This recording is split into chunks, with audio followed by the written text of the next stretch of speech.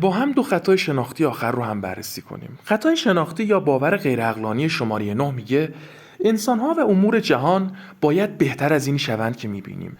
اگر من نتوانم راه حلی به این منظور پیدا کنم، بسیار فاجعه است. این احساسی که من باید بتونم کاری کنم، همه چی باید خوب بشه، من باید همه چی رو درست کنم، من باید همه چی رو سر سامون بدم. یعنی گیر شناخت درمانی تو اون باید است. مثلا آخه این چه وضع دانشگاهه، این چه وضع بیمارستانه، اینجا که نمیشه کار کرد، اینم شد آخه محل کار، من باید اینجا رو سر سامون بدم، من باید درستش کنم. نتیجه این طرز فکر، این بایده، میشه عصبانیت، حس سرخوردگی، خشم به دیگران.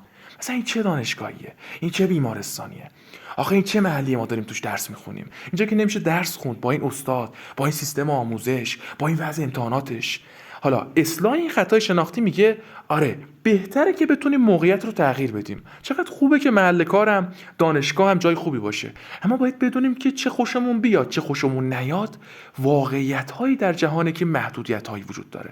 قبل از اقدام به اصلاح امور باید این مسئله رو بپذیریم. ما که همه چی رو نمیتونیم درست کنیم. خوبه که درست بشه، خوبه که دانشگاه عالی بشه، خوبه که بیمارستان محل کارم پیشرفت کنه، ولی باید بپذیریم که یه سری محدودیت هایی هم هست که ما نمیتونیم اونجوری که دلمون میخواد اونجا رو تغییر بدیم. فراموش نکنید نمیگه تغییر ندیم، میگه به جای باید بگیم بهتره. اینطوری اگه نتونستیم کاری هم بکنیم حداقل احساس خشم نداریم، حس سرخوردگی نداریم. تلاشمون رو میکنیم محیط رو خوب کنیم، ولی اگه نتونستیم دنیا به آخر نرسیده. جالبه وقتی نگاه میکنی میبینی کسایی که همچین طرز فکری دارن اتفاقا بیشتر میتونن تاثیرگذار باشن، اتفاقا بیشتر میتونن همه چی رو درست کنن، یعنی که باید ندارن، تا اونایی که میگن من باید همه چی رو خوب کنم، باید همه چی درست باشه. یعنی اونا بدتر خراب میکنن همه چی رو. ببینیم خطای شماره 10 و آخرین مورد چی میگه. میگه انسان میتواند از راه انفعال و بی اقدامی و صرفاً خوش بودن به حس خوشبختی برسد.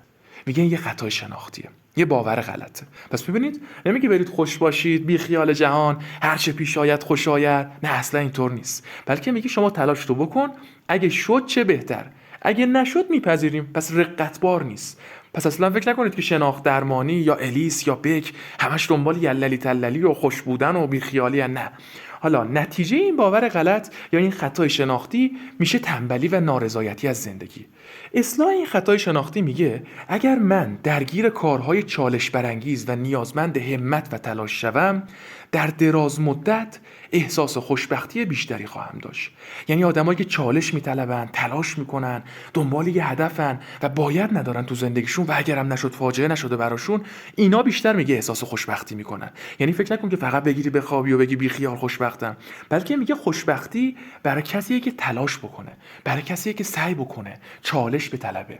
ولی با این طرز فکر که باید نیست. خوبه که همه چی درست بشه، ولی اگه نشد، اگه موفق نشدم، اگه تلاشم به جایی نرسید، رقتبار نیست، فاجعه نشده، بدبختی نیست، زندگیمو به خطر نمیندازه.